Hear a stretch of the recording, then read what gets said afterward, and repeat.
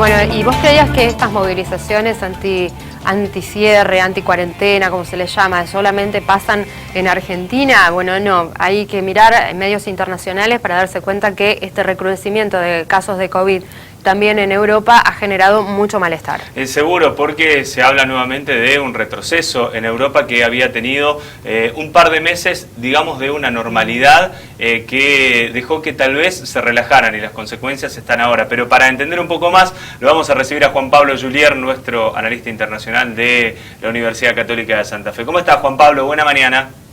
¿Qué tal? Buen día, ¿cómo andan ustedes? Bien, queriendo saber, las distintas posiciones que hay dentro de lo que es Europa, porque el Reino Unido tiene muchas controversias, Alemania tiene una postura concreta y en España hay mucho lío. Sí, bueno, en primer lugar, entender que la política de salud es una prerrogativa nacional en la Unión Europea. Vamos a separar al Reino Unido, que ya no forma más parte de la Unión Europea, pero ¿qué quiero decir con esto? O sea, no es una política comunitaria, entonces por eso un poco la diferencia en las directivas de cada uno de los países. Eso, por otro lado, la situación de los servicios de salud de cada uno de los países, que es por ahí la diferencia mayor. Y además se siente alguna cuestión de presión por ahí de las autoridades de la Unión Europea, que ellos, si bien no pueden tomar decisiones sobre la política de salud de estos países, sí han emitido esta semana unas recomendaciones a través de la principal funcionaria de salud de la Unión Europea, que es Stella Kyriakides, en donde de alguna manera se insta a los países a endurecer los controles. Porque, ¿qué es lo que quiere que se evite la Unión Europea? Un nuevo cierre. Claro. Sobre todo en base a las consecuencias económicas graves que todos sabemos que tienen los cierres, pero que de no mediar un cambio en la cantidad de contagios que hay hoy a nivel territorio europeo, que rondan los 100.000 por día, es el doble de los que tiene Estados Unidos, se va a complicar sostener el nivel de actividad actual.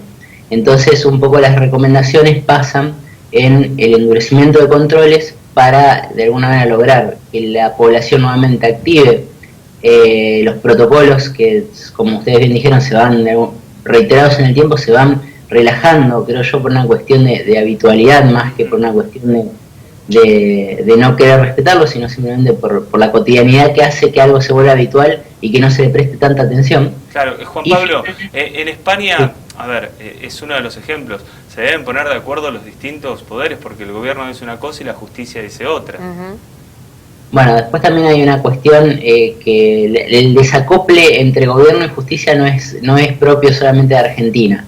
Hay una cuestión que suele normalmente colisionar, por decirlo de alguna manera, no debería, pero sucede, que es la interpretación por un lado de las leyes y la necesidad del momento. Cuando uno tiene, digamos, alguna interpretación legal que no tiene en cuenta el contexto especial que estamos viviendo en este momento, por ahí pasan estas cosas.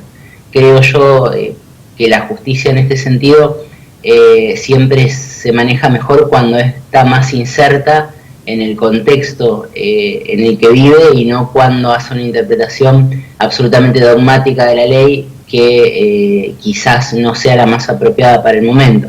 Esto es un poco el enfrentamiento que están teniendo en España. Más allá de esta cuestión, el problema central y lo que está intentando tanto desde la Unión Europea como de los gobiernos de todos los países es justamente no volver al cierre, no volver a esta cuestión de cierre, y obviamente se apela a la responsabilidad de las personas, porque hasta que no esté la vacuna, que hubo también un par de recomendaciones en cuanto a eso, sabemos que la única forma de frenar los contagios es el aislamiento social.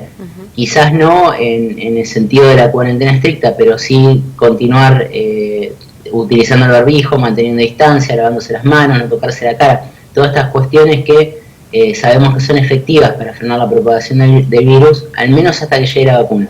¿Seguro? Y al respecto de esto también, la Unión Europea pidió a los países, más allá, insisto, de que la salud sea una política nacional de cada uno de ellos, que coordinen la aplicación de la vacuna, que establezcan grupos de riesgo comunes para todos los países y que lo vayan haciendo de forma coordinada. ¿Por qué? Porque la Unión Europea funciona territorialmente como un solo país, por decirlo de alguna manera. Y la gente circula libremente, al menos en todo lo que es la zona Schengen, que son los países que más población tienen.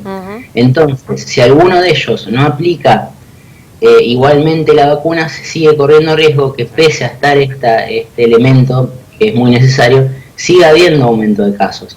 Sí. Y obviamente el paraguas se abre para evitar la saturación del sistema de salud, que ya estuvo y que tuvo consecuencias espantosas, y como decía también, el paro. O sea, yo lo que no quieren es parar nuevamente la actividad económica. Se viene el invierno también, que eso no ayuda por cuestiones ya naturales.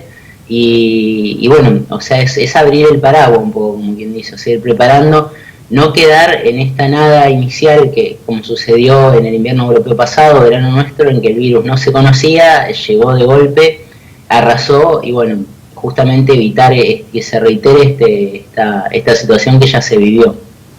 Juan Pablo, realmente ha sido más que claro. Nosotros te agradecemos como siempre que nos hayas ayudado a entender qué es lo que está pasando en Europa, porque uno mira mucho y hay muchas críticas al posicionamiento que tiene cada uno de los países dentro de lo que es la comunidad, y obviamente la mirada puesta en si se cierra o no, si la vacuna está o no, para tratar de evitar un impacto mayor en lo que tiene que ver con los recursos. Gracias de nuevo y te esperamos el próximo viernes. Gracias a ustedes, que tengan buen fin de semana.